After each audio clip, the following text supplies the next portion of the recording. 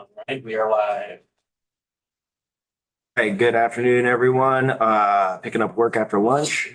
And first order of business, we're going to take some time to hear a budget request from representatives from the Vermont Food Bank. And are they joining us in the gallery? Yes. Yes, good to see you. Thanks. How are you, Carrie? Thank you, Chair Byron. Thank you, committee, for having me here today. I'm Carrie Saylor. I'm the Senior Manager of Government Affairs at Vermont Food Bank. And we are also here because it's NEK Day. So top secret info, I am a resident of the Northeast Kingdom. And I'm also joined here today by Jenna O'Farrell, who is the Executive Director of Northeast Kingdom Community Action, who is our largest partner in the Northeast Kingdom. I am a resident of Linden. And I want to make sure that you all know about our budget requests, and then I'm going to give you a little bit of information. This was a very supportive committee last year, very similar request this year with a few little updates. As your committee well knows, in 23 and 24, Vermont was challenged due to disastrous flooding around the state. In particular, that flooding hit some rural areas of the Northeast Kingdom very hard. In 2024, my family was one of many who were stranded for weeks because of washed out roads in all directions. Took about 7 weeks until we could get vehicle access out of our house. In fact, the Linden Emergency Manager connected us with the local mountain rescue squad in case we needed emergency services. Our only way out was a half-mile hike uphill to catch rides with friends and family, or to hike in supplies like a generator and gas. We were fortunate. The generator allowed us to eat out of our freezer and our garden and to continue to use our stove. But feeding a family of 4 for 8 weeks that way was challenging. And it got old hiking food in on backpacks and, getting neighbors to drop off milk. For us, it was simply stressful and frustrating. That was not the case for many of our neighbors, where they didn't have those resources that we did. And we're not able to really weather that storm in the same way.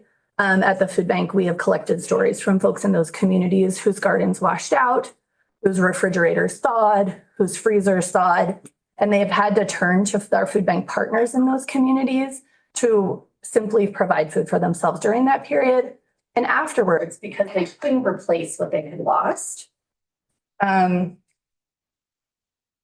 I think one of the most telling moments of that was when I was helping at a Veggie Van Gogh event in the Northeast Kingdom.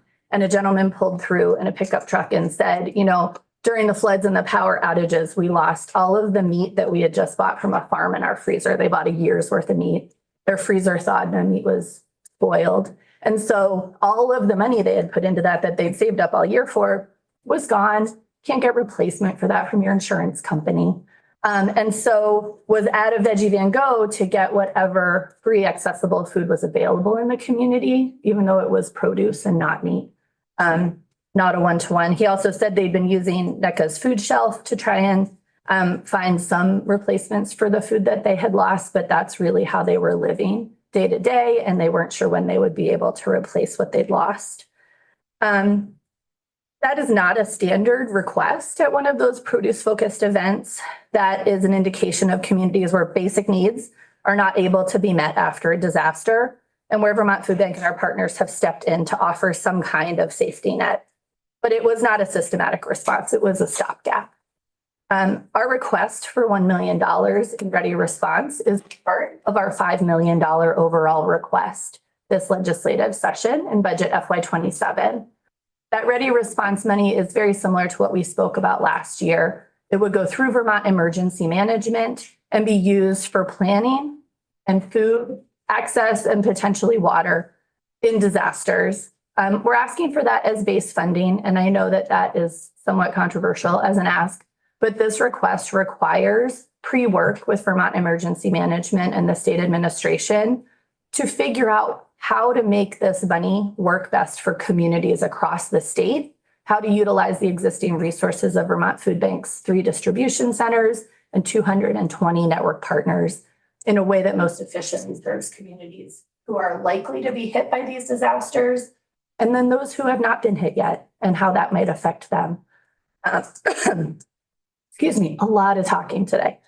While floods and natural disasters are things that we have way too much experience with here in Vermont, I do want to bring to this committee's attention the disaster or the crisis that happened in November of 2025, which was truly a food access emergency when the government shutdown caused a pause in SNAP benefits federally, which meant that the 65,000 people in Vermont who received 3 squares did not receive their benefits on November 1st. I want to recognize and commend the legislature, the emergency board, and the governor and his administration for the swift action to partially fund 3 Squares Vermont for all of those folks across the state who rely on that program. In another committee this morning, a community member from Concord, Vermont, shared, as an elderly and disabled person, I qualify for EBT. In the tiny window of prior knowledge and preparedness before the government shutdown stopped SNAP benefits, I was able to grow sprouts from beans, make soups, and make do. 1 week later, Vermont stepped up and helped its people so we wouldn't have to make do. Elders could have more than crackers and tea, and kids could go to bed with a nice full tummy. With state funding, the food bank was able to grant $250,000 to about 55 food pantry partners in a matter of days. Those organizations in turn scrambled to purchase food to stock their shelves, to help neighbors get through the first week of November without 3 Squares benefits until the state could partially load benefits onto people's EBT cards.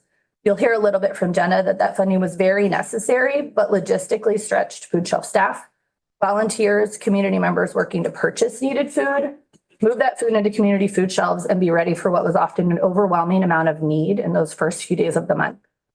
While we all made it work, our partners stretched themselves to make it happen. And one recently shared with me that it felt just like when we had the floods. It was overwhelming. The charitable food system is built primarily on a collaborative effort of organizations across the state making the most of those efforts by distributing rescued edible food from grocers, retailers, and farms, and purchasing food to fill the gaps. During the pause in federal benefits, the opposite happened. Purchasing was the only way to adequately fill shelves quickly, and organizations instantly needed more capacity to do that work.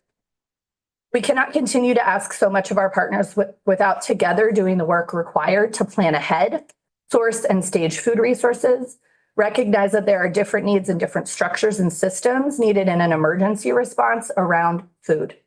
We look forward to working together with this committee, with our partners at Vermont Emergency Management, and with our network of partners across the state to ensure that people in Vermont are food secure, even in emergencies and disasters. Thank you for your time, for your support of the food bank's FY27 $5 million request, particularly the portion on ready response. I'm talking to other committees, and you may also hear we're asking for $2 million to support Vermont Food Bank's Vermonters Feeding Vermonters local food purchasing program, and $2 million to support our network of partners. Thank you. Representative Pendle.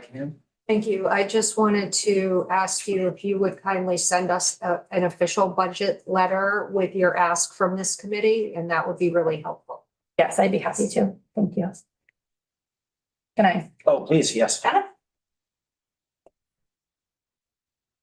Hi, Oh, I'm Jenna O'Farrell, St. Johnsbury. I'm the Executive Director of Northeast Kingdom Community Action. We're the community action agency that serves Caledonia, Orleans, and Essex County. I'm here in support of the food bank because they are here in support of everyone in Vermont. Thank you for the opportunity to share today how our rural communities recovered from 2 devastating floods with the critical support of the Vermont Food Bank, and what these experiences reveal about how much we must strengthen resilience moving forward. In July, I don't think it's often, sorry, I'm paused here. I don't think it's often that testimony mirrors testimony. I think it was so interesting to just hear Carrie's for the first time as from the Vermont Food Bank, where they sit as the lead food agency and then where we sit as community providers. And I think you're going to hear a correlation between the two because that's how closely we work together. And we need to, because food is life, and we need to feed our most vulnerable people in Vermont. In July 2023, and again in July 2024, communities across the Northeast Kingdom were severely impacted by catastrophic flooding caused by torrential rainstorms. Rivers overtopped their banks, infrastructure failed, and long-standing drainage limitations were laid bare. Entire neighborhoods were affected, homes were damaged, access to basic necessities disrupted. Access to food and clean drinking water was urgent. With the support of the Vermont Food Bank, we were able to respond immediately. The Vermont Food Bank delivered water and shelf-stable food directly to our centers, allowing us to distribute supplies locally and transport them into some of the most rural and hardest hit communities throughout the Northeast Kingdom. Their responsiveness ensured that families had access to essentials at a time when systems were strained and options were limited. In November 2025, the Vermont Food Bank was positioned to provide direct funds to network partners. The Legislative Emergency Board approved the release of funds to provide 2 weeks of November 3 Squares Vermont SNAP benefits to enrolled Vermonters. Because the processing of those funds onto EBT cards could not be completed until November 7th, the Emergency Board authorized the Department for Children and Families to award $250,000 to Vermont Food Bank to be channeled to some of the select network partners. NECA received a portion of these funds that allowed our Northeast Kingdom food pantries to purchase food in response to the increased community need during this gap in SNAP benefits. We thank you and the governor and the emergency board for the funds to make the additional food purchases possible. We use those funds to rapidly purchase and distribute staple foods like pasta, canned chicken, peanut butter, cooking oil, canned soups, and distribute to our food shelf locations in St. Johnsbury, Island Pond, and Newport. We also set up mobile outreach locations for our rural Head Start families.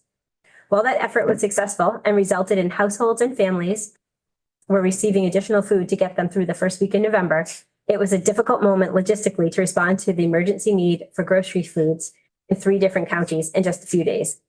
This response felt just very similar to the response of the floods in 23 and 24.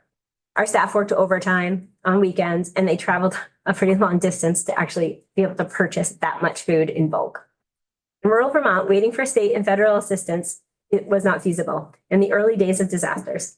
Local municipalities lacked the funding and capacity to provide immediate relief during recovery phases.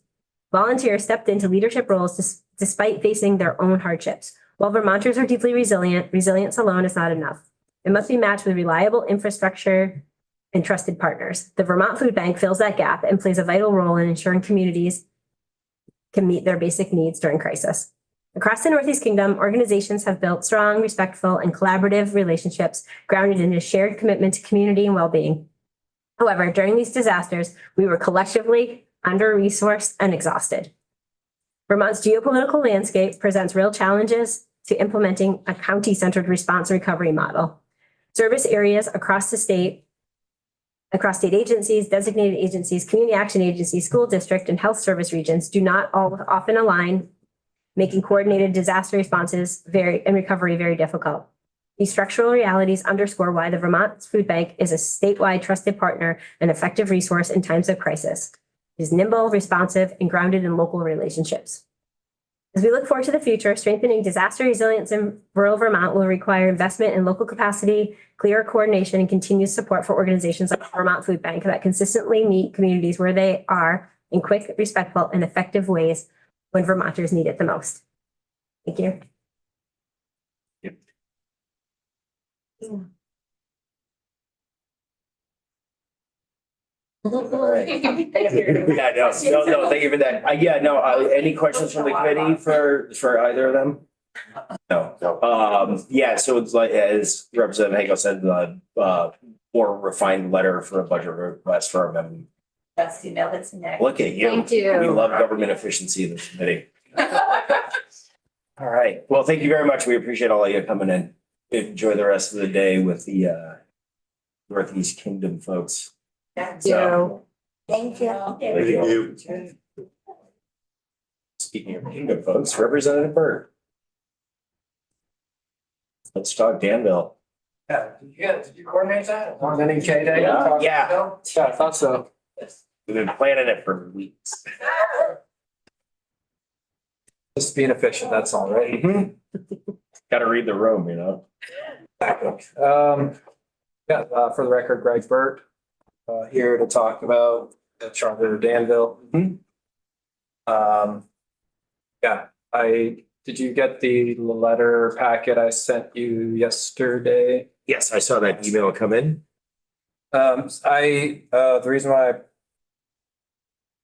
I kind of had this charter sent to your committee was because I was a little worried about the process that this went through. I received a letter from Michelle Leclerc, Danville Town Clerk, explaining reasoning for their charter proposal. And it said in the letter, let me just look back.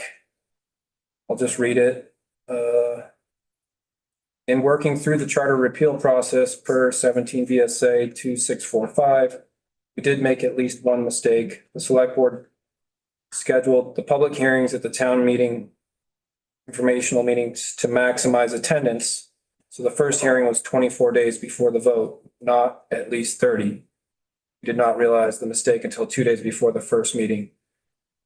There was better than usual attendance at the meetings, and normally literally no one from the public shows up for the special purpose public hearing meetings. So we hope the legislature will forgive this error. I didn't feel comfortable introducing it based off of that. I wanted to make sure that went through some sort of process because it didn't actually follow. I don't know where it is in statute that they're supposed to have a public hearing prior to 30 days, it sounds like. So that's why I talked to Ledge Council and they suggested having it go to your committee.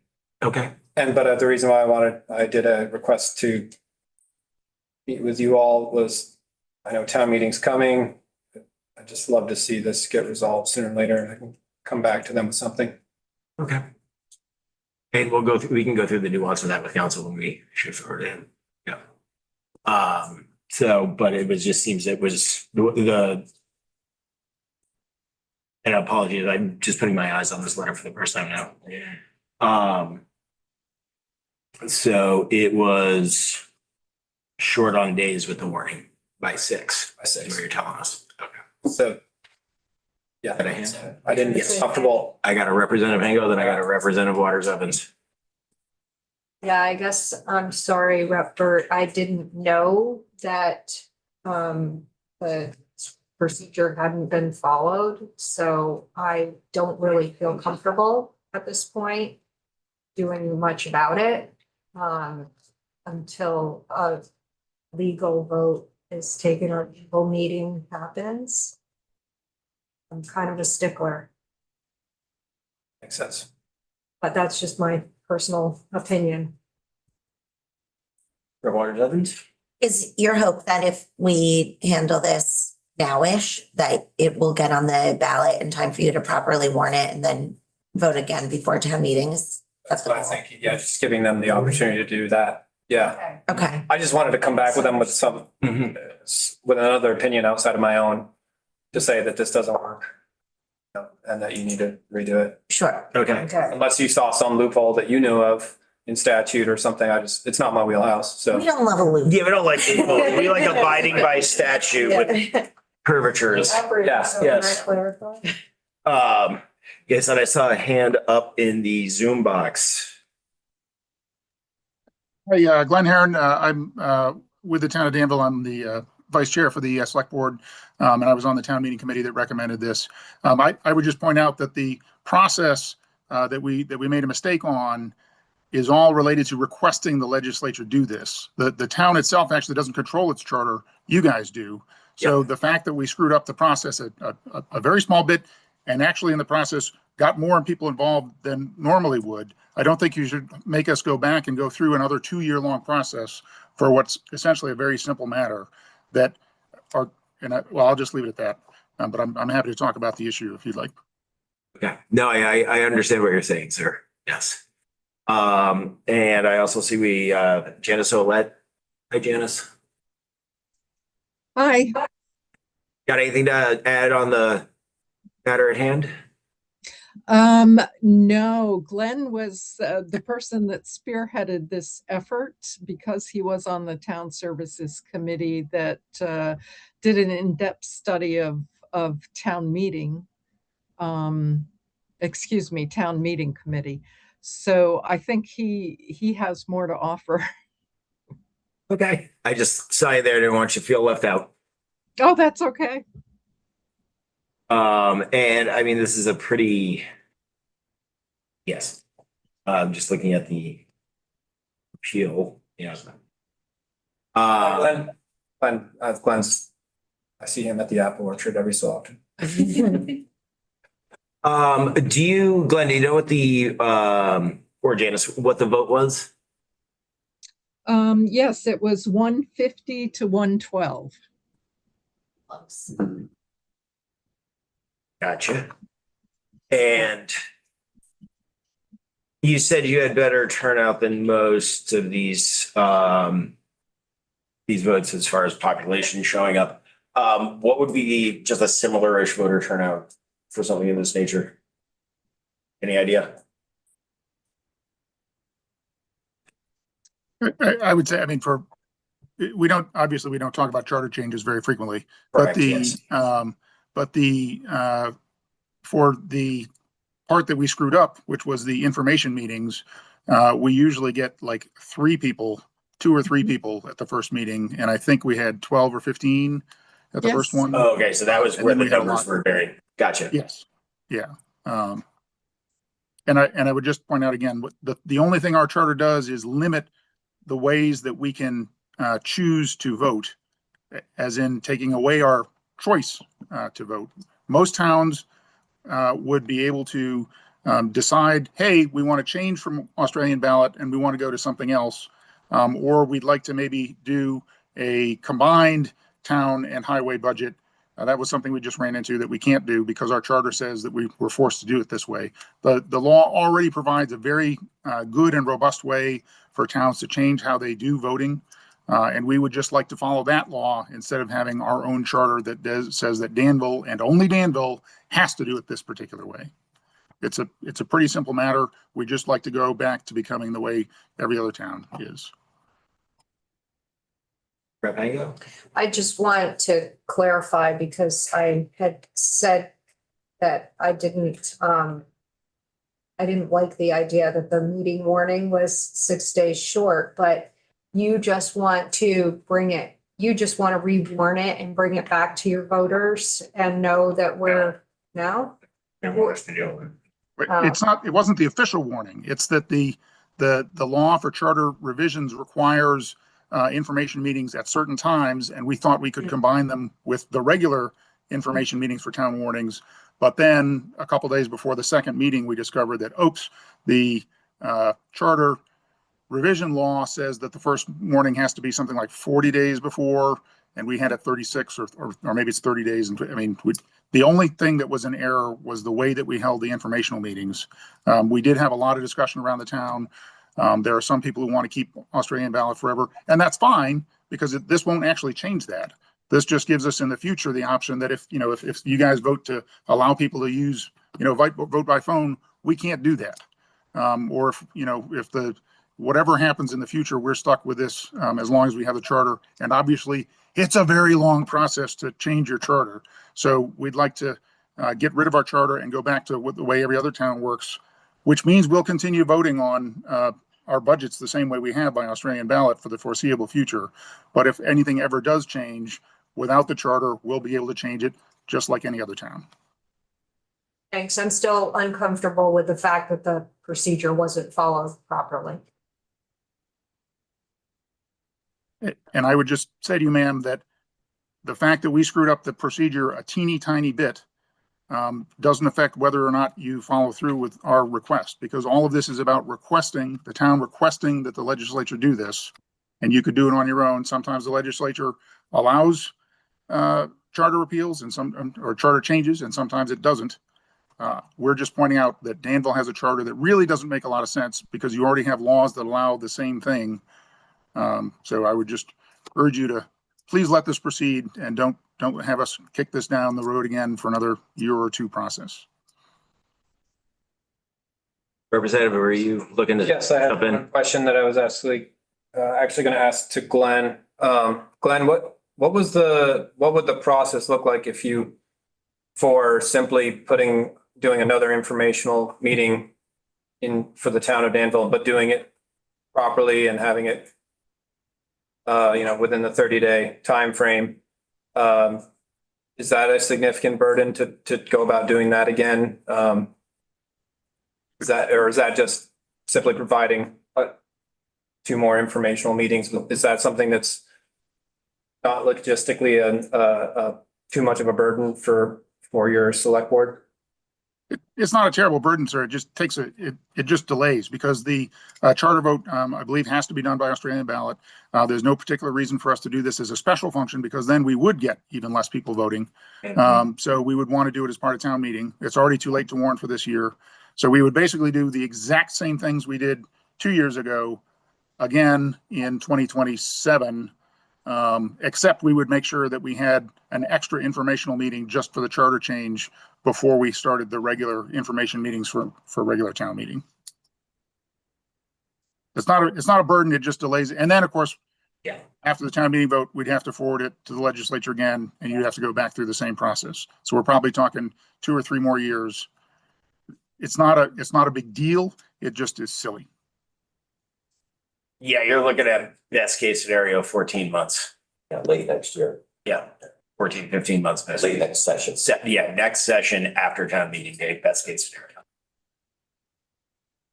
Okay, understood. This is far more clear, at least in my mind. Any questions for our guests from the table? Seeing no hands, I see a hand. Representative. Will you still be able to continue to conduct your business as usual if it is delayed for 14 months? Yes, there's no rush. As far as I know, there's no real push to get rid of this now. The only issue is if and when there ever is an issue, it's at least 14 months to fix it. So we'd like to get it taken care of sooner rather than later. And we've already gone through all this at the town. It just seems silly to have to go through it again. That's all. Thank you. Thank you. Thanks. Yes. Second last call on hands. Seeing none. Thank you, Representative. If our guests on Zoom would like to stay with us while we speak to council, please feel free. Sure. Thank you. Thank you.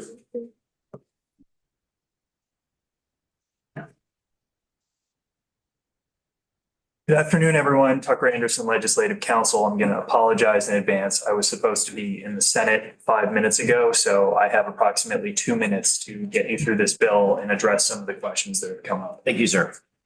So H510 repeals one section of the Danville Charter. The Danville Charter consists of one section. This is effectively repealing the entirety of the Danville Charter. As you've heard, it requires Australian ballot system for particular votes within the municipality, the budget being one of those items. Also, as you heard, these are systems that under general law can be rescinded by the voters under 17 VSA section 2680. That's all that I have about the operative provisions within H510. Speaking to the procedural defects with how the vote was held. I have reminded you in the past, and you've heard some of this from your witness, that you have the power and the authority of municipal corporations are solely within the plenary authority of the General Assembly. You delegate legislative authority to them and you can revoke it at will. 17 VSA section 2645 was developed by the General Assembly so that there would be uniform procedures used by all of the municipalities that are asking for special authority from the General Assembly in order to make sure that voters have appropriate information and to make sure that there is, to some extent, some equity in treatment between municipalities. A procedural defect from a municipality has been treated different ways by different iterations of your committee over the last decade. In some cases, the committee has refused to take up charter proposals when there are procedural defects. Sometimes municipal corporations are given leeway. If I were to point you to some sort of consistency in the treatment, it would just be that the committee takes some time to determine whether or not the voters had adequate information and at the appropriate times to make an informed decision based on the charter proposal. Something that I would point out for both the committee, for the witnesses and the people of Danville is that a couple of years ago, the General Assembly adopted 17 VSA section 2645A, which allows municipalities to suspend their charter provisions and to use general law. And that suspension of state law lasts for 3 years. And in that 3-year period, the municipality must notify your committee and the Senate Government Operations Committee and may request as part of that process that you consider permanently repealing those provisions of the charter.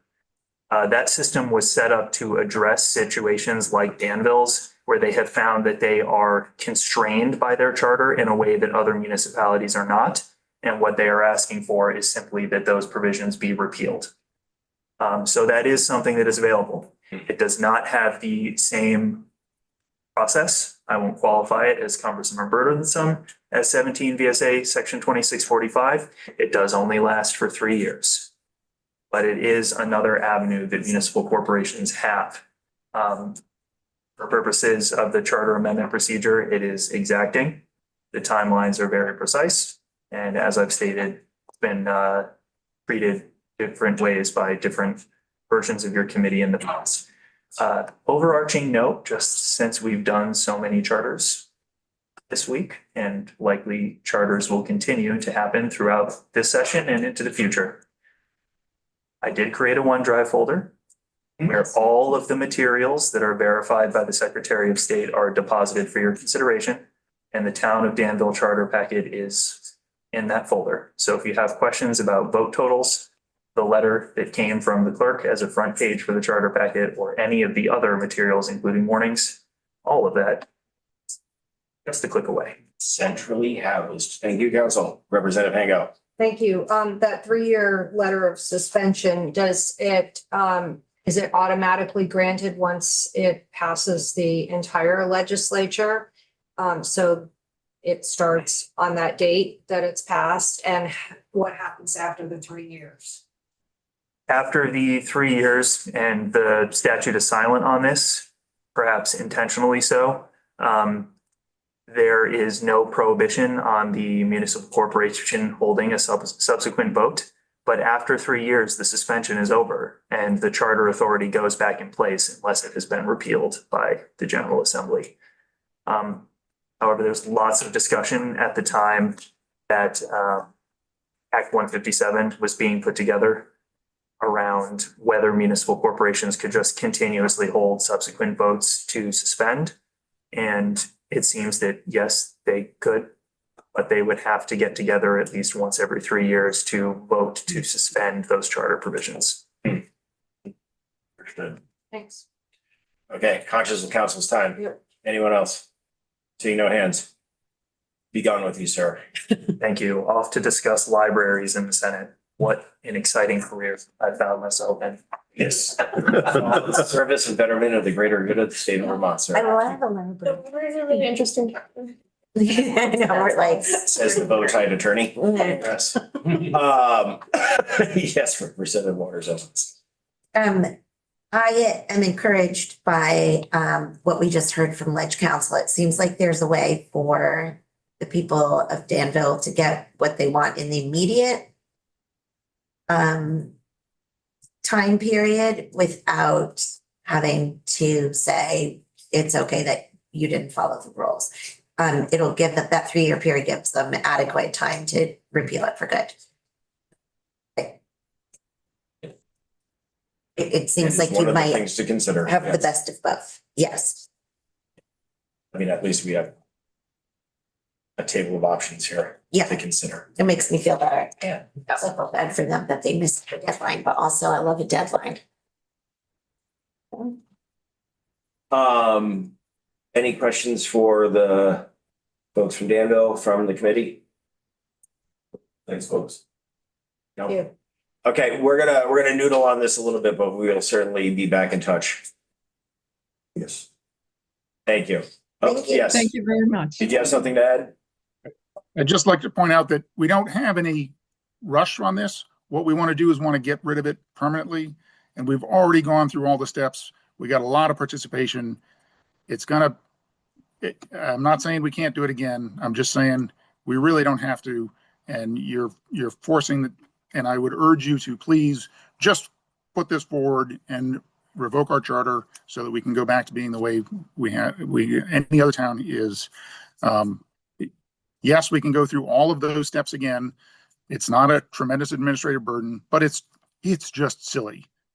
The town has already voted. We've talked about it. We've talked about it at length.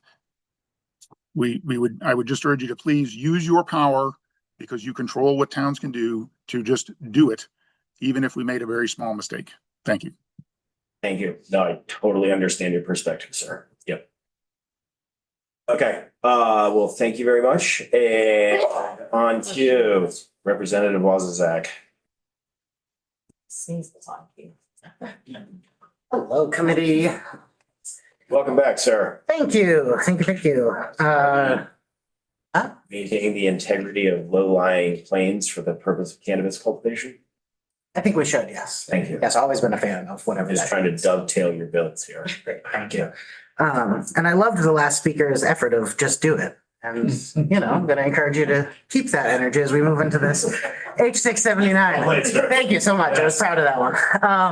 Teddy Wozniak, Berry City. If nothing else, you give great table presentations, sir. I've always been a fan of your presence. Thank you. It's my theater major background.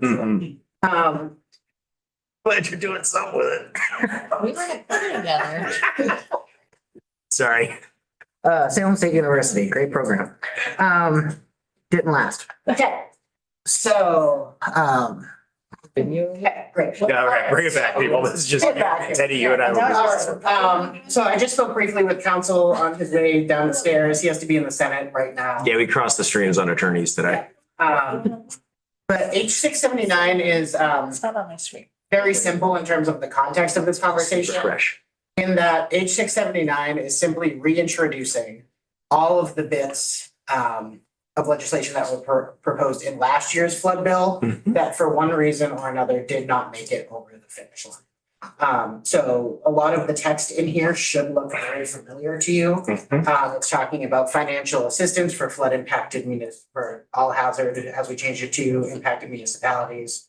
The voluntary buyout program at the state level, the homeowner assistance program, state aid for town highways, specifically rural and flood prone municipalities to upgrade their infrastructure. I think that's especially important as we're talking about the current state of the transportation fund and the capacity of AOT to assist our smallest towns that typically do not have fully professionalized, not professionalized in the way of their ability to do the job, but just the amount of staff that they have, the amount of municipal infrastructure that they have in terms of employees to assist in the cleanup in the aftermath of a flood event. A lot of technical assistance, those two staff positions for the Agency of National Resources. And one thing that I do want to specifically call your attention to, at the very end of the bill, you will see in Section 8 appropriations, a $5 million ask to be directed towards specifically Essex and Orleans County. You may recall that the president denied the disaster declaration for the flooding of 2020, what year is it, 5. So the Northeast Kingdom experienced localized flooding events in 2025. The state requested a disaster declaration. The president denied that disaster declaration, which puts the kibosh on any FEMA assistance for those two counties. I was talking to the Chief Recovery Officer. I don't think that's the job title, but I was chatting with Doug Farnham earlier today, and he reports that they have not heard back on the appeal of that disaster declaration. So they got the denial. Our state administration, Scott administration has appealed that, made some tweaks to the application. They have not heard back from the federal government as to whether that will be approved or denied on appeal. Did Mr. Burnham give you an inclination as to when he filed the appeal, or they filed the appeal? They filed the appeal, I think, within the past 6 weeks. Maybe, I think it was right before the new year, if I'm remembering correctly. It was a very short exchange I had with Doug today. But I will just ask you all to keep that specific piece in mind, because if that appeal is not successful, Essex and Orleans County, which, disproportionately has less financial resources, less staff, will be, if you'll forgive the pun, left out to dry. If there is no FEMA support, they will be left on their own. And we learned in Barry and Montpelier how much support even significantly staffed and significantly financially resourced communities like mine are comparatively to the rest of the state. it was a huge slog to get through the paperwork required and just get through the physical labor of that. We also did not plan this, but it does happen to be Northeast Kingdom Day here in the State House today. And I just cannot emphasize enough the struggle that those towns will be placed in if there is no forthcoming state assistance, if that FEMA declaration is not overturned on appeal. And we hope it is. And if it is, great. We don't really need this appropriation. And I understand how tight budgets are this year, especially. But these communities need a lifeline. And, you know, we fought really hard over the past 2-3 years to bring the supports to central and southern Vermont when it was most needed. And I'm hoping that the legislature will extend that same grace to the Northeast Kingdom as we have these conversations. So that's the main point that I wanted to make today is that, you know, we were there for central Vermont. We were there for southern Vermont. We were there for the Champlain Valley. We need to be there for the Northeast Kingdom too. And other than that, like I said, all of the rest of the language, some of the dates have been adjusted to update that it's now 2026 and not 2025. But the rest of the bill is, as was introduced in 397 last year. And I will say too that the FEMA denial for the Northeast Kingdom is the latest in what I feel comfortable calling political retribution from the federal government. And we are seeing that play out in a lot of different ways across the country. But we can't let that distract from the fact that there has been a stated goal of the current president to dismantle FEMA and send it back to the states. And we can agree or disagree about whether that's the right approach to take. But if that is going to happen, the state needs to be ready for it, and we need to start building systems now so that we don't get the rug completely pulled from under us if and when FEMA is dissolved or significantly scaled back. And so I think we heard a lot from the administration last year of, you know, why reinvent the wheel? Why put state programs in place when we already have these programs at the federal level? And I think that it's very important to acknowledge that this president does tend to do what he says he's going to do in a lot of different ways. And one of the stated goals has been putting the duties of FEMA back to the states. And so I think that it is very worth the conversation to make sure that we are ready for that when and if it happens.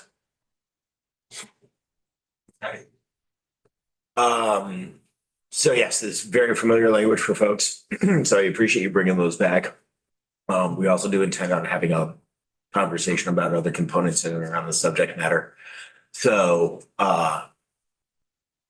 we're going to take a look at a few other bills that are relevant to this for consideration of inclusion within it, just to make you aware that there might be some guests on your bill number. Come on. I know you're open to it. I just want to let it be pretty open. No, I appreciate that. And I think, you know, likewise too, I mentioned this last year. This is by no means a Representative Wozniak wish list. Yes. Legislation. This has come from a bipartisan group, members of the Flood Caucus from all over the state that are asking for these types of support. And so Yeah. that being said. No, I know that your name alone here does not mean it is mono-focused to like you, yes. And, you know, and we're working on these things year over year at this point. So, you know, I actually appreciate the time effectiveness of just putting it in with a single sponsor that we're doing this is to not delay its introduction. And Representative Galfetti is on this bill as well. Whoopsie. Sorry. Yeah, it is the two of I've them. been seeing her name a lot in my inbox lately, so I was just kind of glazed over it. So any questions for Representative Wozniak? Yes, Rep. Nugent. I was just wondering if you could paint a picture of what this funding looks like if these counties don't get it and if they do. Sure. So I think I'll start high level. $5 million, the damage to Essex and Orleans County after the 2025 floods was estimated to be $3 to $5 million. So that's how we landed on the $5 million. That looks like, it's very different town to town depending on what their general budget looks like. Most of FEMA works on a reimbursement schedule. So there are some towns who have begun to do some work that they're hoping to be reimbursed in. And, VEM would know the details of that a lot better than I would, town by town, what projects are not happening. So I imagine that for some towns, that would be, again, this is all couched in assuming the FEMA appeal is unsuccessful. I would imagine that some towns are waiting on reimbursements and that money would replace the reimbursements that they would not get from FEMA. Some towns with very small budgets may not even be able to begin some of the work to recover from the floods of 2025 because they just don't have the cash. So I could also imagine situations in which towns are sitting and waiting to find out before they agree to pay to replace that culvert or that bridge, et cetera. And like I said, I'm sure VEM has a better idea of what specific projects are needed in what towns and who's made progress where, right? But we saw that play out in central Vermont after 2024. Berry City, we were fortunate. We had a fund balance reserve. We have the capacity to bond and to borrow, whereas the damages to Plainfield, Vermont, exceeded their annual budget, and they just straight ran out of cash at one point. And so I would imagine that there are towns in the north, in Essex and Orleans County, that are in that same position. And also, just want to name, it was not a slight to Caledonia County that they were not included here, but I felt it was important to, if we're framing this as a potential state step up in absence of FEMA, the FEMA disaster declaration application was for Essex and Orleans County specifically, so I felt it was important to match that there. So I think to directly answer your question, it's $5 million because that was the estimated amount of the damages, and what that looks like on a town-to-town basis is different depending on the municipality. Anything for the esteemed member, Barry? Well, thank you for helping just refresh us on that, and the additional as to why with the perforation. And our fingers crossed on the appeal. Yeah. But I thank you for the context within that. Yeah, and I think the only other thing I'd add on the appeal is that, not in this most recent exchange with Doug Farnham, but previously he had stated to the media and to others that there was no one left in state government who could remember the last time we had to appeal a FEMA declaration. So we are very much in uncharted waters, pun intended, in waiting for the decision of an appealed denied declaration. Dearly heard. Yeah. We are gonna actually wrap before floor because we all have independent projects to work on right now. Getting bills organized and witness testimony teed up on the stuff we are working on. So if you could hold back for 1 second, Representative, I'd like to chat with you before you take off. But with that, let's just go offline now and utilize this time for that type of administrative work. Thank you very much. That wraps the committee day on January